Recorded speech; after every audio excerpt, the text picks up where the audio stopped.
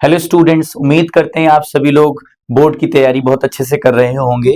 Vineet coaching class 10th mathematics में जो assertion reason और केस स्टडीज की एक सीरीज लेकर के आया था, उसके दूसरे चैप्टर पॉलिनोमियल से रिलेटेड आज हम क्वेश्चंस आपके सामने डिस्कस करेंगे और असर्शन रीजन और केस स्टडीज पॉलिनोमियल में कैसे पूछे जा सकते हैं, जिसको हम यहाँ पर मिलकर के सॉल्व करेंगे। तो फिर से वही असर्शन रीजन में चारों बातें आपको, चारों ऑप्शंस आपको ध्यान रखने होंगे। पहले ऑप्शन में जब असर्शन सही होता है, रीजन सही होता है और रीजन असर्शन का सही एक्सप्लेनेशन देता है, तो ये ए ऑप्शन हम सही कर देते हैं। बी ऑप्शन हम तब सही करते हैं जब असर्शन सही होता है, रीजन सही होता है, लेकिन जो रीजन है वो असर्शन को एक्सप्लेन नहीं करता है। और सी ऑप्शन हम तब लेते हैं जब असर्शन सही है और रीजन गलत होता है। और डी ऑप्शन हम तब लेते हैं जब असर्शन गलत है और रीजन सही होता है। ये इंस्ट्रक्शंस आपको लगभग हर क्वेश्चन पेपर में दे रखे होंगे। अब हम पॉलिनोमियल क्लास 10th का एक असर्शन रीजन का एक क्वेश्चन आपके सामने लेते हैं। जैसे एक असर्शन दिया गया है कि fx is equal to 2x³ minus 3/x plus 7 is a polynomial in variable x of degree 3। तो सवाल ये एक फैक्ट दे रखा है और आपको इस फैक्ट की ट्रूथनेस चेक करनी है कि क्या ये बात सही है या नहीं। इसमें हमें यहां तक दिख रहा है, हमें कोई दिक्कत नहीं नजर आ रही है, लेकिन जैसे ही हम यहाँ देखते हैं तो ये 3/x की फॉर्म में है। और पॉलिनोमियल में हमने सबने सीखा है कि जो पॉलिनोमियल है उसमें x की जो पावर है वो एक होल नंबर ही हो सकती है।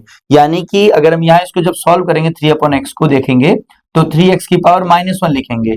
-1 यहाँ आते ही ये होल नंबर नहीं रहेगा। तो कहने का अर्थ यह है कि भले यहाँ पावर 3 दे रखी है, इसकी मैक्सिमम पावर डिग्री 3 हमको दिख रहा हो, लेकिन ये पॉलिनोमियल ही नहीं है यहाँ पर। तो जबकि असर्शन कह रहा था is a polynomial of degree 3, तो ये क्वेश्चन देखते ही समझ में आ गया कि असर्शन यहाँ पे गलत है। अब रीजन पर हम ध्यान देंगे। Highest power of x in a polynomial fx is called the degree of the polynomial. आप सबको समझ में आ रहा होगा कि ये जो रीजन है वो एकदम ट्रू है। डिग्री की डेफिनेशन के हिसाब से यहाँ पर रीजन का ये जो फैक्ट है वो एकदम ट्रू साबित हो रहा है। तो असर्शन गलत है, रीजन ट्रू है, तो ये हम ऐसे केस में ऑप्शन डी को ऑप्ट कर लेते हैं। दूसरा असर्शन रीजन का क्वेश्चन हमारे सामने है। The polynomial px is equal to x² plus 3x plus 3 has 2 real zeros. एक क्वेश्चन फैक्ट का आ गया है कि ये स्पेसिफिक जो पॉलिनोमियल है इसके 2 रियल जीरोस होंगे। अब हम इसको चेक कैसे करेंगे कि जीरोस रियल होंगे या नहीं होंगे। तो आप लोगों ने एक बहुत बेसिक सा कंसेप्ट पढ़ा होगा डिस्क्रिमिनेंट का, जिसको हम कहते हैं b² माइनस 4ac। ये क्वाड्रेटिक पॉलिनोमियल में भी एप्लीकेबल होता है और क्वाड्रेटिक इक्वेशन में डिस्क्रिमिनेंट को पर्टिकुलरली आप पढ़ते ही हैं। तो b² माइनस 4ac यानी कि ये होता है ax², ये होता है प्लस bx, ये होता है प्लस c।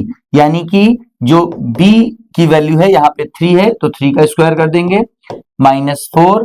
a की वैल्यू हम देखेंगे तो यहाँ पे 1 है और c की वैल्यू अगर हम यहाँ पर देखेंगे तो 3 है। तो यहाँ चेक करेंगे तो 3 3 जा 9, 4 3 जा 12। तो यहाँ चेक करेंगे तो ये -3 निकल के आ रहा है, यानी d की वैल्यू नेगेटिव आ रही है। d की वैल्यू क्या हो रही है? लेस देन 0 हो रही है। और आपने पढ़ा होगा कि d की वैल्यू अगर लेस देन 0 होती है तो रियल रूट एग्जिस्ट नहीं करते। तो यहाँ भी असर्शन फिर से ये ट्रू नहीं साबित हो रहा है, यानी असर्शन यहाँ पर गलत है।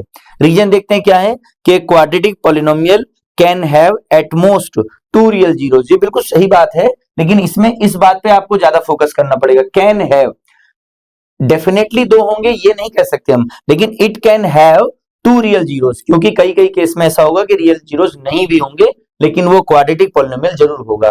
तो ये फैक्ट अपनी जगह पूरी तरह से सही है। तो फिर से वही बात यहाँ पे आएगी निकल के कि असर्शन गलत है लेकिन रीजन जो है ट्रू है, और इस केस में भी हम ऑप्शन नंबर डी को ही ऑप्ट करेंगे। अब हम आगे बढ़ते हैं इसमें।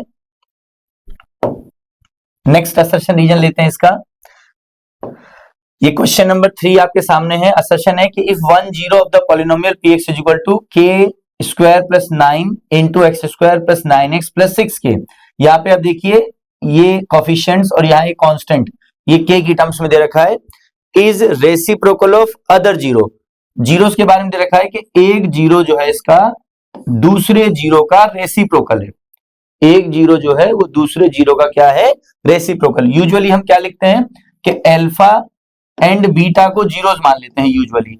अकॉर्डिंग टू क्वेश्चन क्या कहा जा रहा है? अकॉर्डिंग टू क्वेश्चन ये कहा जा रहा है कि एक जीरो दूसरे का रेसिप्रोकल है, यानी कि जो अल्फा जीरो है वो जो बीटा इस जीरो का रेसिप्रोकल है, यानी ये रिलेशन है दोनों में। तो अगर हम चेक करेंगे, दोनों का क्रॉस मल्टीप्लाई करेंगे तो अल्फा इंटू बीटा कितना निकल के आएगा हमारा यहाँ पे 1। अब अल्फा इंटू बीटा 1 है, यानी प्रोडक्ट ऑफ जीरोस क्या आ रहा है यहाँ पे 1। तो प्रोडक्ट ऑफ जीरोस हम जब यहाँ कैलकुलेट करेंगे तो हम लोगों ने पढ़ा होगा कि सम ऑफ जीरोस होता है हमारा माइनस बी अपॉन ए, और product of zeros alpha into beta होता है हमारा सी अपॉन ए। तो प्रोडक्ट ऑफ जीरोस में यहाँ पे सी अपॉन ए करेंगे तो सी हमारा कितना है 6k, ए हमारा कितना है k स्क्वायर प्लस 9 और इक्वल टू 1 अपॉन 1 करके जब इसको क्रॉस मल्टीप्लाई करेंगे तो k square plus 9 is equal to 6k, और इसको फर्दर हम जब सिंप्लीफाई करेंगे k square minus 6k plus 9 is equal to 0, और इस क्वांटिटी को अगर हम सिंप्लीफाई करेंगे तो हमारी k की दो वैल्यूज निकल के आ जाएंगी। उसमें हमें चेक करना होगा कि k की वैल्यू 3 निकल के आ रही कि नहीं। तो हम इसको जब फैक्टराइज करेंगे तो हमारा निकलेगा k minus 3 into k minus 3, ये दो फैक्टर्स बनेंगे और k की वैल्यू हमारी 3 निकल के आएगी। तो ये जो असर्शन है जिसमें कहा गया था कि अगर 1 0 अदर 0 का रेसिप्रोकल है तो k की वैल्यू 3 निकल के आती है, इस फैक्ट को हमने सॉल्व करके चेक कर लिया और ये फैक्ट हमारे सामने ट्रू निकल के आया। अब हम रीजन की तरफ जाएंगे। रीजन कहता है कि x माइनस ए अगर फैक्टर है ऑफ द पॉलिनोमियल px का, देन a जो है is zero of the polynomial. ये बिल्कुल आपने 9th क्लास में भी फैक्टर थ्योरम में पढ़ा होगा कि अगर कोई जीरो है, जैसे a अगर px का जीरो है तो x माइनस ए उसका फैक्टर होगा, या x माइनस ए अगर फैक्टर है तो a के रखने पर px की वैल्यू जीरो आएगी और a उस केस में जीरो ऑफ द पॉलिनोमियल कहलाएगा। तो ये भी ट्रू है। और यहाँ पर इस मतलब ये जो फैक्ट है अगर हम यहाँ पे चेक करेंगे तो x माइनस ए इसका फैक्टर है तो ये a इसका जीरो है, ये अपनी जगह सही है, ये अपनी जगह सही है, लेकिन इसको ये रिलेट नहीं कर रहा है, यानी यहाँ पे जो रीजन है इसको एक्सप्लेन नहीं कर रहा है। तो हम इस केस में बी ऑप्शन को चुनेंगे जिसमें दोनों फैक्ट अपनी जगह सही होते हैं लेकिन ये पहला दूसरे को एक्सप्लेन नहीं कर रहा होता है। फिर इसके बाद में हम आएंगे चौथे असर्शन पे, if the sum and the product of the zeros of a quadratic polynomial, ये सम एंड प्रोडक्ट यानी माइनस लगा हुआ है तो ये -2 यानी वो माइनस यहाँ लगा हुआ है, ये सम है and product of the zeros है, यानी एक अल्फा प्लस बीटा की वैल्यू है और वो कितनी दे रखी है यहाँ पे 3, और एक अल्फा इंटू बीटा की वैल्यू है जो कि कितनी दे रखी है -2। Then the quadratic polynomial will be this. और हम सब लोगों ने पढ़ा होगा कि जब सम ऑफ जीरोस और प्रोडक्ट ऑफ जीरोस दे रखे होते हैं तो पॉलिनोमियल px को हम कैसे निकालते हैं, वो होता है x square minus sum of zeros into x plus product of zeros. ये हम सब लोगों ने इसका फॉर्मूला पढ़ा होगा। तो एक्स स्क्वायर माइनस सम कितना है यहाँ पे 3x हो जाएगा और प्रोडक्ट ऑफ जीरोस कितना आएगा प्लस है और यहाँ -2 दे रखा है, तो हम चेक करेंगे तो एक्स स्क्वायर माइनस 3x -2 निकल के आएगा जो दिए हुए फैक्ट से पूरी तरह से मैच कर रहा है, यानी ये बात यहाँ पे अपनी जगह पर सही हो गई। इसी तरह से अगर s सम ऑफ जीरोस है, रीजन में दे रखा है, p प्रोडक्ट ऑफ जीरोस है क्वाड्रेटिक पॉलिनोमियल का, then the quadratic polynomial is given by x square, यानी x square minus sum of zeros plus product of zeros. तो आप देखिए इस सवाल को जो किया उसके पीछे का कंसेप्ट यही है, और कंसेप्ट भी जो यहाँ मेंशन है वो अपनी जगह पूरी तरह से सही है। तो ऐसे केस में हमें समझ में आता है कि असर्शन भी सही है, रीजन भी सही है, और रीजन जो है असर्शन में दिए गए फैक्ट को सही से एक्सप्लेन कर रहा है। तो इस तरह से इसका जो ऑप्शन आएगा वो ऑप्शन हम कौन सा टिक करेंगे, ए। अब हम आगे बढ़ते हैं। एक पांचवा एक और क्वेश्चन इसमें हम देख लेते हैं। क्या दे रखा है हमारे सामने असर्शन कि if two zeros of the polynomial fx is equal to x cube minus 2x square minus 3x plus 6, एक पॉलिनोमियल ये है, इसके दो जीरोस, एक √3 और एक -√3 है, then the third zero is this. वैसे तो क्यूबिक पॉलिनोमियल से संबंधित इस बार एनसीईआरटी से सिलेबस हटा दिया गया है, लेकिन फिर भी यानी थोड़ा आइडिया बच्चों को होना चाहिए कि जैसे आपने क्वाड्रेटिक में पढ़ा है sum of zeros product of zeros, ऐसे ही क्यूबिक में भी पढ़ा जाता है। क्यूबिक में हम लोग क्या पढ़ते हैं कि जो सम ऑफ जीरोस है यानी alpha plus beta plus gamma, 3 zeros होते हैं क्यूबिक में, वो करते हैं तो -b/a आता है, और alpha beta plus beta gamma plus gamma alpha, ये निकल के आता है हमारा c/a आता है, और alpha into beta into gamma ये हमारा -d/a होता है। और a b c d क्या होते हैं कि अगर हमारा cubic polynomial px equal to क्या है ax cube plus bx square plus cx plus d, जिसमें a शुड नॉट बी 0। तो a हमारा क्या है, a x क्यूब का कोफिशिएंट है, b क्या है x स्क्वायर का कोफिशिएंट है, c क्या है x का कोफिशिएंट है और d क्या है, कांस्टेंट टर्म है। तो जैसे क्वाड्रेटिक में आपने सीखा है, ऐसे ही क्यूबिक में भी इस तरह से सम ऑफ जीरोस और प्रोडक्ट ऑफ जीरोस को समझा जाता है। अब ये चूंकि क्यूबिक से जुड़ा हुआ सवाल है, जिसके दो जीरोस हमको पहले से पता है, तीसरा जीरो जीरो होने की बात हो रही है। अगर हमें इस फैक्ट को वेरीफाई करना है इससे, तो इसका मतलब सीधा सीधा है कि तीनों का जो सम है वो माइनस बी अपॉन ए होना चाहिए। तो अगर हम दिस प्लस दिस करेंगे तो ये दोनों आपस में कैंसिल हो जाएंगे, केवल 4 बचेगा। तो चेक करो क्या माइनस बी अपॉन ए भी 4 आएगा। तो माइनस बी अपॉन ए जब इसको चेक करेंगे तो माइनस माइनस 2 दे रखा है यहाँ पर, तो माइनस बी अपॉन ए का मतलब हुआ माइनस, और बी की वैल्यू क्या दे रखी है, -2 अपॉन 1। तो चेक करेंगे तो 2 आ रहा है, जबकि यहाँ सम कितना आ रहा है, 4, यानी sum of zeros minus B upon A के यहाँ पे इक्वल नहीं आ रहा है इस केस में। तो ये जो असर्शन दे रखा है वो क्या दे रखा है, गलत दे रखा है, यानी ये फॉल्स है। अब रीजन में हम आएंगे कि alpha beta and gamma are the zeros of the polynomial ax cube plus bx square plus cx plus d, then the sum of zeros is given by -1, यानी minus coefficient of x square divide by coefficient of x cube. यानी यही जो अभी हमने आपको बात पढ़ाई है वही फैक्ट यहाँ पर दे रखा है रीजन में। तो कहने का मतलब रीजन में जो फैक्ट दे रखा है वो ट्रू है, और ये इसको सही एक्सप्लेन भी करना चाह रहा था, लेकिन चूंकि यहाँ पर इसका आंसर ही सही नहीं है, तो हम कौन सा ऑप्शन चेक करेंगे कि पहला ट्रू और दूसरा पहला जो है रॉन्ग है और दूसरा स्टेटमेंट ट्रू है। तो यहाँ हमारा ऑप्शन निकल करके आएगा डी ऑप्शन, के assertion is false, reason is true. तो इस तरह से पॉलिनोमियल में जो भी आपने अगर बेसिक आपकी क्लियर हैं, तो आप उन बेसिक्स के बेसिस पे जो भी असर्शन रीजन आएंगे उनके फैक्ट को आप चेक कर सकते हैं। अब हम इस पर बेस्ड एक केस स्टडीज देखते हैं। ये एक चलिए केस स्टडीज से पहले एक सवाल आपके लिए, आप देखेंगे इसका जवाब आप कमेंट बॉक्स में करिएगा कि असर्शन दे रखा है x square plus 7x plus 12 has no real zeros, यहाँ इफेक्ट दे रखा है, और फिर दे रखा है quadratic polynomial can have at most 2 zeros. तो ये इसका कौन सा सही ऑप्शन होगा, क्वेश्चन नंबर 6 डाल करके आप असर्शन रीजन में आप इसका सही आंसर दे सकते हैं। और एक 7 और दे रखा है यहाँ पे कि असर्शन है if the sum of the zeros of the quadratic polynomial x square minus 2kx plus 8 is 2, अगर sum of zeros 2 दे रखा है then the value of k 1 होगी। ये फैक्ट आपको चेक करना होगा। और रीजन में है कि sum of the zeros of a quadratic polynomial ax square plus bx plus c is minus b upon a। तो इसको आप फैक्ट को चेक करिएगा कि ये सही है या नहीं है, इसका क्या सही आंसर होना चाहिए। हम कमेंट बॉक्स में आपके आंसर का वेट करेंगे। इसके बाद में हम ले लेते हैं केस स्टडीज को। तो चलिए पॉलिनोमियल का एक केस स्टडी का एक क्वेश्चन हम लोग देख लेते हैं। इसमें दे रखा है Sukriti throws a ball upward from a roof top which is 8 metre high from the ground level. Roof top 8 metre high पर है, यहां से सुकृति ने कोई बॉल को फेंका, reaches to some maximum height, कुछ मैक्सिमम हाइट तक, यानी इस हाइट तक मैक्सिमम हाइट तक जाती है, and then returns and hit the ground. If the height of the ball at time t, किसी टाइम टी सेकेंड्स में जो हमें दे रखा है, is represented by h m या एच टी होना चाहिए जैसे, है ना। अच्छा मीटर्स में दे रखा है, चलिए हाइट जो है मीटर में दे रखी है। Then equation of its path, ये जो पाथ है इसकी इक्वेशन यानी वो है h is equal to -t² plus 2t plus 8। ये यानी इस पॉलिनोमियल यानी इस ग्राफ को इस इक्वेशन के द्वारा रिप्रेजेंट किया जा रहा है।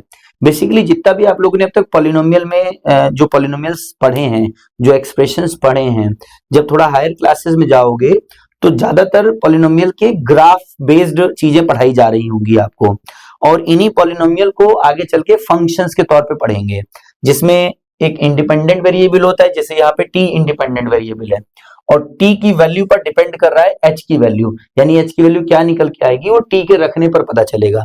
अब यहाँ क्वेश्चन देखते हैं इस पर क्या पूछा गया है। अब ये है कि the maximum height achieved by the ball 7 metre, 8 metre, 9 metre, 10 metre. अब देखो इस सवाल को ना जैसे according to question and according to figure, अरे अकॉर्डिंग टू 9th स्टैंडर्ड, ये दो तरह से किया जा सकता है। एक तो हिट एंड ट्रायल मेथड है आपके सामने, और एक ये है कि जब हम इस शेप को पैराबोला कहते हैं, जब हम पैराबोला पढ़ते हैं, और पैराबोला में हमने कुछ चीजें 10th क्लास में जरूर आप लोगों ने पढ़ी होगी कि अगर पैराबोला की शेप ऊपर जा रही है तो इसका मतलब ये है कि इसकी जो पॉलिनोमियल है यानी क्वाड्रेटिक जो पॉलिनोमियल है ax² plus bx plus c, इसमें bx प्लस c, इसमें a पॉजिटिव है, ऊपर जा रहा है, और ये जो नीचे पॉइंट आएगा इसको हम कहेंगे वर्टेक्स ऑफ द पैराबोला, और वर्टेक्स ऑफ द पैराबोला का पॉइंट होता है -b/2a comma minus d upon 4a। तो जब ये ऊपर जा रहा है तो ये इसका मिनिमम, यानी इसका एक मिनिमम जो वैल्यू होगी पॉलिनोमियल की वो यहां निकल करके आ रही होगी, x की वैल्यू पर ये वैल्यू यहां निकल के आ रही होगी। और यदि अगर पैराबोला इस तरह से बन रहा है, यानी ऊपर से नीचे की तरफ आ रहा है, तो आप ये मान लीजिए कि यहाँ पर a जो है लेस देन 0 है, यानी ये नेगेटिव होगा, इसलिए नीचे आ रहा है। और यहाँ कहीं भी जहां भी इसका पॉइंट आ रहा होगा, मिड पॉइंट आ रहा होगा वर्टेक्स का, यानी minus B upon 2a comma minus d upon 4a, तो यहाँ इसकी यानी y की वैल्यू पॉजिटिव होती है तो ये इसकी मैक्सिमम पॉइंट होगा। तो यहाँ पर अगर हम इस कंसेप्ट के जरिए निकालें तो हमें दिख रहा होगा कि ये जो पॉइंट है, यानी ये नीचे की तरफ आ रहा है पैराबोला, तो ये इसका मैक्सिमम पॉइंट होगा। तो यहाँ पे h की जो वैल्यू मैक्सिमम इसी जगह पर है, इस जगह पे यानी वर्टेक्स पर, और वर्टेक्स के कोऑर्डिनेट होते हैं minus B upon 2a comma minus d upon 4a। तो इसका मतलब ये हुआ कि minus B upon 2a x की वैल्यू पर, यानी t की वैल्यू पर minus d upon 4a y की वैल्यू आएगी, यानी कि h की वैल्यू निकल के आएगी। तो जो मैक्सिमम वैल्यू होनी चाहिए, जो मैक्सिमम हाइट होनी चाहिए, वो निकल के आएगा माइनस डी अपॉन 4a से, माइनस डी अपॉन 4a से। और माइनस डी क्या होगा, माइनस, और डी यानी डिस्क्रिमिनेंट होता है b square minus 4ac upon 4a, 4 into a, जो हमारी a की वैल्यू निकल के आएगी। अब इस पॉलिनोमियल में देखो माइनस और बी स्क्वायर कितना होगा, बी स्क्वायर यानी कि 2 का स्क्वायर होगा सीधा सीधा, और माइनस 4 इंटू ए कितना है माइनस 1, इंटू डी कितना है 8, और फिर उसके बाद चेक करेंगे अपॉन 4 इंटू ए यानी कि माइनस 1। अब इसको हम पूरा जब सिंप्लीफाई करेंगे तो माइनस 2 2 जब 4 आएगा, यहाँ माइनस माइनस प्लस ये 32 हो जाएगा, और यहाँ पे माइनस 4 आएगा, माइनस माइनस से कैंसिल हो जाएगा, ऊपर बचेगा 36 अपॉन 4 यानी कि 9। तो माइनस डी अपॉन 4a की वैल्यू निकल के आई 9, ये वैल्यू निकल के आई 9। तो ये h की मैक्सिमम वैल्यू होगी, यानी इस y एक्सिस पे इस शेप की मैक्सिमम वैल्यू होगी। तो इसका मतलब जो मैक्सिमम हाइट रीच कर रहा है वो कितना होगा, 9 मीटर। ये तो पैराबोला से जुड़े हुए कंसेप्ट से इसको निकाला गया है। अब चूंकि क्लास 10th में एज पर लेटेस्ट सिलेबस इतना ज्यादा डिटेलिंग नहीं है पैराबोला की, तो यहाँ पे आप कुछ ऐसे भी निकाल सकते हैं, जैसे t इक्वल टू 0 रखेंगे तो क्या वैल्यू निकल के आएगी, t इक्वल टू 1 रखेंगे तो क्या निकल के आएगी, 2 रखने पे क्या आएगी, 3 रखने पे क्या आएगी, 4 रखने पे क्या आएगी। तो इनमें से जब यहाँ से लेके 0 से लेके 4 तक आप वैल्यू जो रखोगे तो इसमें जो मैक्सिमम वैल्यू होगी उससे भी आप इसका आंसर निकाल सकते हैं, ठीक है। तो ये पहला क्वेश्चन इस तरह से होगा। अब हम आगे बढ़ते हैं इसमें सेकंड क्वेश्चन की तरफ। वो ये है कि the polynomial represented by above graph is linear है, क्वाड्रेटिक है, कांस्टेंट है, क्यूबिक है। हम बार बार पैराबोला पढ़ रहे हैं और पॉलिनोमियल को हम देख ही पा रहे हैं, तो ये क्वाड्रेटिक है तो डायरेक्ट इसका आंसर हम लगा देंगे, क्वाड्रेटिक पॉलिनोमियल है। फिर उसके बाद हम नेक्स्ट क्वेश्चन में आगे बढ़ेंगे। इसी पर बेस्ड नेक्स्ट क्वेश्चन हमारा है the time taken by ball to reach maximum height is. अब देखो इससे पहले जो हमने एक पॉइंट बताया था कि इस जगह पर जो पॉइंट होगा माइनस बी अपॉन 2a, इसको वर्टेक्स ऑफ पैराबोला कहते हैं, vertex minus B upon 2a minus d upon 4a। तो ये तो इसकी मैक्सिमम हाइट होती है, यानी मैक्सिमम वैल्यू h की होगी, और ये होती है इस जगह पर इसकी वैल्यू, मतलब टाइम की ये सिंबॉलिक फिगर है, इसको स्केल्ड मत मानिएगा। तो माइनस बी अपॉन 2a से पता चलेगा कि कितने टाइम पर उसकी हाइट मैक्सिमम थी। Time taken by ball to reach maximum height is, तो आप माइनस बी अपॉन 2a की वैल्यू निकाल दो, यानी माइनस बी अपॉन 2a, तो यहाँ पे आएगा माइनस बी की वैल्यू रखेंगे कितना 2 इंटू माइनस 1, तो सॉल्व करेंगे तो 1 आएगा। तो यानी फर्स्ट सेकंड 1 सेकंड में ही जब थ्रो किया गया तो उसके अगले 1 सेकंड में ही वो मैक्सिमम हाइट तक पहुंच गई थी, तो 1 सेकंड इसका सही आंसर होगा। और जो हिट एंड ट्रायल मेथड से निकाल रहे हैं तो हमने अलग अलग टाइम रखा ही है, तो उन टाइम में जिसमें मैक्सिमम वैल्यू आ रही होगी उससे पता चल जाएगा कि हमें यहाँ पे time taken by ball to reach maximum height कितना निकलेगा, तो वहां उस मेथड से भी इसका आंसर निकल के आ सकता है। चौथी चीज, the number of zeros of the polynomial whose graph, ये जो इसमें दे रखा है इसके नंबर ऑफ जीरोस कितने होंगे, तो आप बिल्कुल सिंप्लीफाई कर लेंगे, 2 जीरोस निकल करके आएंगे। फिर zeros of the polynomial are, अब वो 2 जीरोस कौन कौन से होंगे, तो किसी भी पॉलिनोमियल के जब आपको जीरोस निकालने होते हैं पहले इसको हम प्राइमरी फैक्टराइज कर लेते हैं, और जब जीरोस निकालने होंगे तो हम इसको इक्वल टू 0 भी रख सकते हैं, इक्वल टू 0। अब चाहे तो माइनस का आप मल्टीप्लाई कर सकते हो, तो t square minus 2t minus 8 equal to 0, factorize करोगे तो t माइनस 4 और t माइनस 4 और t प्लस 2 इक्वल टू 0, तो एक t निकल के आएगा 4, एक t निकल के आएगा यहाँ पे माइनस 2। तो माइनस 2 और 4 ये जीरोस की टर्म में ये निकल करके आएगा, भले ही माइनस 2 की प्रैक्टिकल एग्जिस्टेंट नहीं होगा यहाँ पे, लेकिन जो जीरोज ऑफ द पॉलिनोमियल, खाली पॉलिनोमियल का जीरोस पूछ रहा है, तो -2 और 4 ये सही आंसर यहाँ पर चुना जाएगा। तो एक तरह से केस स्टडी थी, एक सिचुएशन दी गई थी, उस पर बेस्ड पॉलिनोमियल के तमाम सवाल पूछे गए थे। तो इस तरीके के सवाल का पैटर्न यानी लेटेस्ट सिलेबस में आया हुआ है, तो इसलिए इन सब की प्रैक्टिस बहुत ज्यादा जरूरी है। एक स्टडी और देख लेते हैं। हमारे सामने क्वेश्चन और है, आसना इज ए बॉडी पोस्चर, जो आसन किया जाता है originally and still a general term for sitting meditation pose and later extended in hatha yoga and modern yoga as exercise to any type of pose or position, adding reclining, standing, inverted, twisting and balancing poses। Yoga इस आसना के बारे में बताया गया है। Figure में दे रखा है कि one can observe that the poses can be related to representation of quadratic polynomial। अगर आप उस quadratic polynomial से कैसे रिलेट कर रहा है, तो आप इन शेप्स पे जाएंगे, जो शेप्स यहाँ जनरेट हो रही है, आप देखेंगे एक तरह से क्वाड्रेटिक क्या नाम है पॉलिनोमियल को आप यहाँ पे, मतलब क्वाड्रेटिक शेप, यानी इसकी क्वाड्रेटिक पॉलिनोमियल की जो पैराबोलिक शेप होती है उसको बनते हुए आप यहाँ पे ऑब्जर्व कर पा रहे होंगे। तो the shape of the poses shown is spiral है, इलिप्टिकल है, लीनियर है या पैराबोलिक है। तो आप सबको बड़े आराम से दिख रहा होगा कि ये पैराबोला शेप है। The graph of the parabola opens downward, जो डाउनवर्ड ओपन होता है, अभी हमने पिछले के स्टडी में बताया था कि पैराबोला या तो ओपन अपवर्ड होगा या पैराबोला ओपन डाउनवर्ड होगा। तो एकदम क्लियर बात है, ओपन अपवर्ड है तो ए जो है पॉलिनोमियल का ए ग्रेटर देन 0 होगा, और अगर ओपन डाउनवर्ड है तो ए जो पॉलिनोमियल का लेस देन 0 होगा। तो यहाँ पूछा गया पैराबोला ओपन डाउनवर्ड, तो ए सीधा सीधा लेस देन 0 निकल करके आएगा। इसके बाद अगला क्वेश्चन देखते हैं, इस पर बेस्ड क्या है।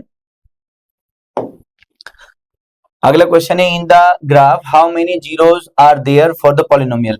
इस ग्राफ में कितने पॉलिनोमियल के जीरोस हैं। तो जो ग्राफिकल कंसेप्ट क्लास 10th पढ़ाया जाता है उसमें यही बताया जाता है कि आपका जो जो यानी ग्राफ है, यानी पैराबोला या कोई भी ग्राफ जो बन रहा है, तो वो एक्स एक्सिस को कितनी जगह पे कट करके जा रहा है, उतने नंबर ऑफ उसके रियल जीरोस निकल करके आएंगे। तो यहाँ how many zeros are there for the polynomial, तो 2 जगह कट करके जा रहे हैं, सीधा सीधा आंसर हम 2 लगा देंगे कि इसका ऑप्शन सी होगा, 2 जीरोस इसके एग्जिस्ट कर रहे हैं। इसके बाद अगले क्वेश्चन की तरफ हम जाएंगे। The quadratic polynomial of the 2 zeros in the above shown graph are. तो वो जो ऊपर ग्राफ दिया गया था उसमें जो 2 जीरोस थे, तो वो क्वाड्रेटिक पॉलिनोमियल कौन सा होगा। तो भी हमने पिछले उसमें जाना पड़ेगा हम लोग को।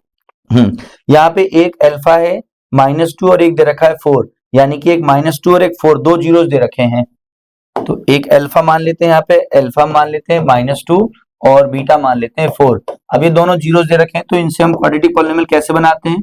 जनरल फॉर्मूला होता है kx² minus sum of zeros, यानी -2 + 4, इन दोनों जीरोस का सम कर देते हैं x plus product of zeros, यानी -2 × 4। इस तरह से हमारा पॉलिनोमियल बनता है। तो kx² माइनस इन दोनों को ऐड करेंगे तो ये 2 बन जाएगा, तो 2x बनेगा फाइनली, और -8 निकल के आएगा।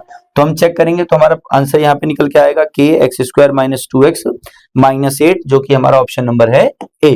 तो इस तरह से ये ए ऑप्शन इसका चौथे क्वेश्चन का सही होगा।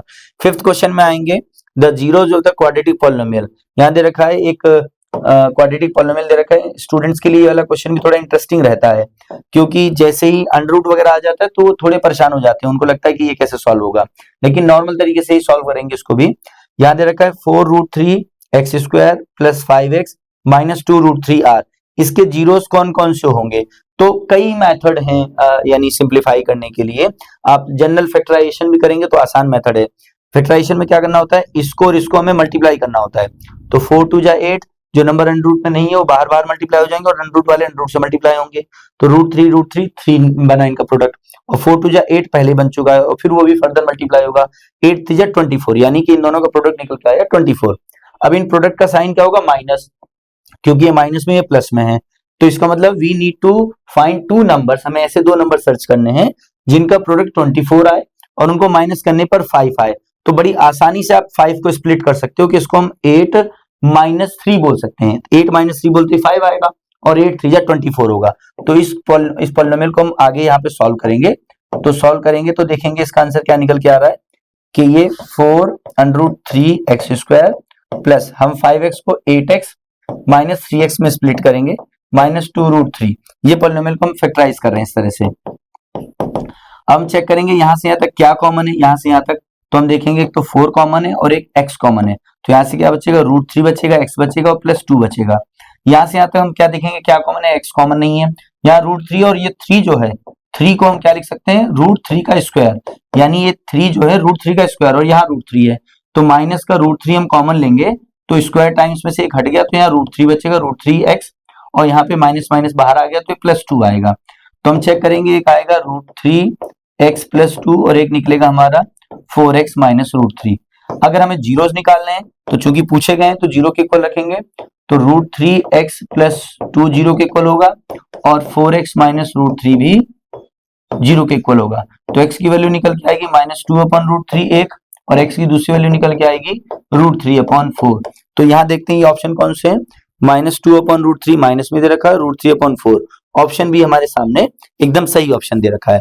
तो इस तरह से ये केस स्टडी पर बेस्ड कैसे क्वाड्रेटिक के क्वेश्चंस पूछे जा सकते हैं, यहाँ पर आपके सामने हम लोगों ने उनको डिस्कस किया। अब इसी तरह से हम आगे भी देखते हैं, तो क्वेश्चन जितने भी होंगे पॉलिनोमियल के ऐसे किए जा सकते हैं। ये एक महज प्रैक्टिस मात्र है, इसके बाद भी आपका क्वेश्चंस को कुछ प्रैक्टिस करना बहुत ज्यादा जरूरी है। असर्शन रीजन में हमने जो एक दो सवाल दे रखे हैं उनको भी आप प्रैक्टिस करके देखिएगा, और भी इससे जुड़े हुए क्वेश्चंस आप प्रैक्टिस करिएगा, तब जाकर के आपको इस पूरे लेक्चर का जो अंडरस्टैंडिंग है वो मिल पाएगी। फिर भी अगर कहीं दिक्कत होती है तो आप कमेंट में अपनी क्वेरीज को, अपनी डाउट्स को डिस्कस कर सकते हैं। Thank you so much.